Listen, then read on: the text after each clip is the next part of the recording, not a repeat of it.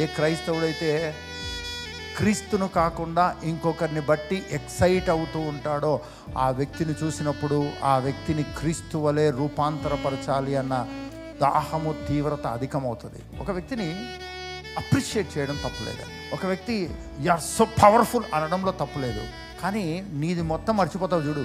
అసలు నీకేం లేనట్టు, నువ్వేమి కానట్టు, నీ వల్ల కాదన్నట్టు, నువ్వు పురుగు అన్నట్టు, ఎదుటి వాళ్ళు మాత్రమే గొప్ప అన్నట్టు.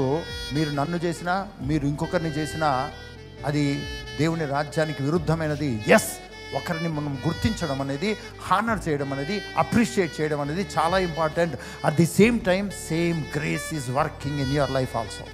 సేమ్ గ్రేస్ అనేది, అదే కృప నీ జీవితంలో పనిచేస్తుంది. వాళ్ళు వాడుకున్నారు, నువ్వు వాడుకోలేదు. ఒకవేళ వాళ్ళు వాడుకున్నారు, అది గొప్పగా ఉంది అని నీకు అనిపిస్తే ఎలా ఫాలో అయ్యారో అలా నువ్వు ఫాలో అవ్వడం ప్రారంభించు. యేసుక్రీస్తు కీర్తి సిరియా దేశమంతటా విస్తరించింది. ప్రభుకు స్తోత్రం, ప్రభుకు మహిమ కలుగును గాక. యేసు ప్రభువుకు దేవుని కుమారుడైనందుకు ఆయన కీర్తి విస్తరించలేదు. యేసుక్రీస్తు దేవుని కుమారుడైనందుకు ఆయన నామం అన్ని నామముల కన్నా పైనామం అవ్వలేదు. యేసుక్రీస్తు ఈ భూమి మీద పరలోకమందు నాకు సర్వాధికారం కలదు అని ఆయన ఇచ్చిన చివరి స్టేట్మెంట్లో ఉన్నటువంటిది ఏదో ఆయన దేవుని కుమారుడిగా ఈ విధం పుట్టినందుకు అవ్వలేదు. ఆయన ఫాలో అయ్యాడు ఫాదర్ను, తండ్రిని ఫాలో అయ్యాడు, తండ్రిని ఫాలో అయ్యాడు, తండ్రిని ఫాలో అయ్యాడు. ఈ భూమి మీద 12 మంది శిష్యులు ఫాలో అవ్వడం స్టార్ట్ అయింది. ఎంతోమంది సమూహం వెంబడించారు, కానీ చివరికి మిగిలింది 11 మంది. యేసుప్రభును వెంబడించింది 11 మందే. చివరికి ఆరోహణమయ్యేటప్పుడు వెంబడించింది 11 మందే. ఒకడు తప్పిపోయాడు, కానీ 12 మంది అపోస్తలులు అయ్యారు. ఎందుకంటే ఆ 12 అన్నదాన్ని వాళ్ళే పరిశుద్ధాత్మ ద్వారా పూర్తి చేసుకున్నారు. హల్లెలూయా. నువ్వు ఫాలో అవ్వడం నేర్చుకో. ఆయన వైపు చూడడం నేర్చుకో. నీ బాడీ నిన్ను డిస్టర్బ్ చేస్తుంది, నీ చుట్టూ ఉన్న నీ ఇంట్లో వాళ్ళు డిస్టర్బ్ చేస్తారు, ఎన్నో రకాల డిస్టర్బెన్స్ వస్తాయి. కానీ డిస్టర్బెన్సే ఉండకూడదు అన్న వ్యక్తిని మెంటల్ హాస్పిటల్లో చేర్పించాలండి.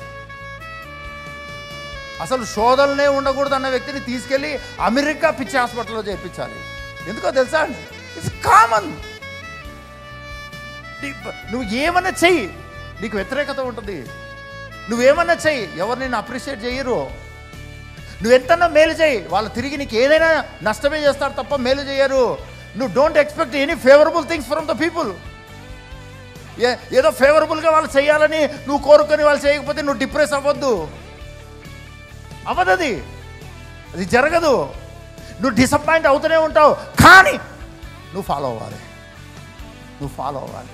వీటన్నిటి మధ్యలో నువ్వు యేసుక్రీస్తును వెంబడించడానికి నువ్వు సిద్ధపడి ఉండాలి. అందుకనే నిన్ను వెలపెట్టి యేసు ప్రభు కొన్నాడు.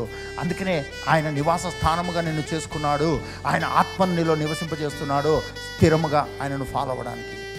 ఎన్ని ఆత్మీయ అనుభవాలు ఉన్నా, ఎన్ని ఉన్నా సరే నిన్ను డైవర్ట్ చేయడానికి 24 గంటలు ఎన్నో వస్తాయి. కానీ ప్రభు స్తోత్రం, ప్రభుకు మహిమ కలుగును గాక. నీవు డైవర్ట్ అవ్వకుండా క్రీస్తులో ఒకటై ఉండునట్లుగా నిన్ను నిలబెట్టడానికి దేవుని అభిషేకం, దేవుని వాక్యము నీకు సమృద్ధిగా అనుగ్రహించబడింది. హల్లెలూయా.